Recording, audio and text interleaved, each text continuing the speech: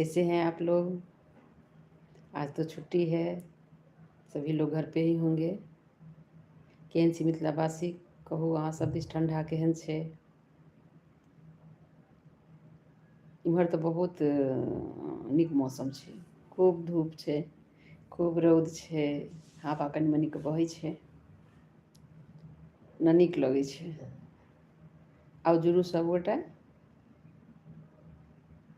Hello,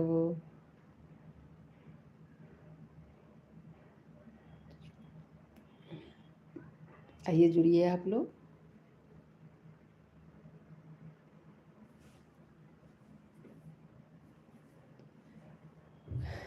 आइ तऽ Christian सबके छैन आइ पाबनि क्रिसमस। हुनका सबके तऽ एकेटा पाबनि होइ छनि सालमे। अपना सब जकाँ तऽ छै नहि जे भरि साल पाबने होइत रहतै किछु ने किछु। तऽ हुनकर सबके पाबनि मनायल जाइ छनि छुट्टी बहुत उत्साहसँ, खास कऽ इंग्लिश विदेशमे।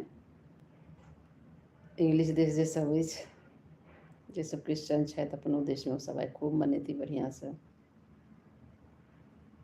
तऽ आइ तऽ पूरा छुट्टी भऽ रहल छै। आओर सब कहियौ हालचाल की सब छै? मिथिलावासी की सब बनेलहुँ एखन ठण्डामे? बगिया बनलै कि नहि? आउ जुड़ू अहाँ सब।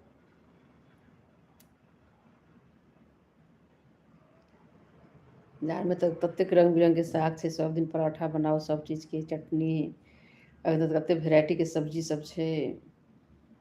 एखन तऽ खानाके बाते किछु, आओर जाड़मे कनि पचितो छै, नीको लगै छै खाइमे तेल सब।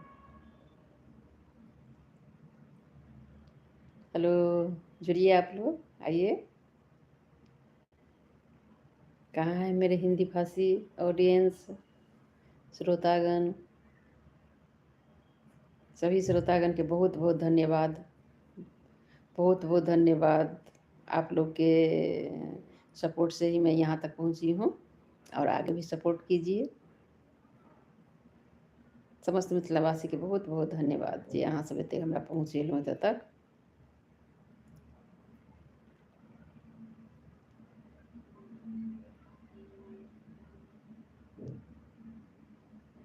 अब जुड़ू अहाँ सब, कमेंट करू केओ गोटा।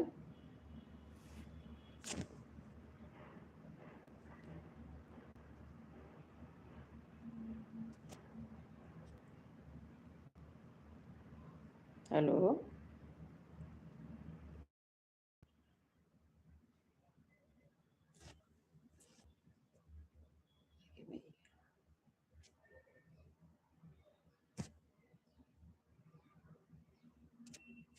हेलो।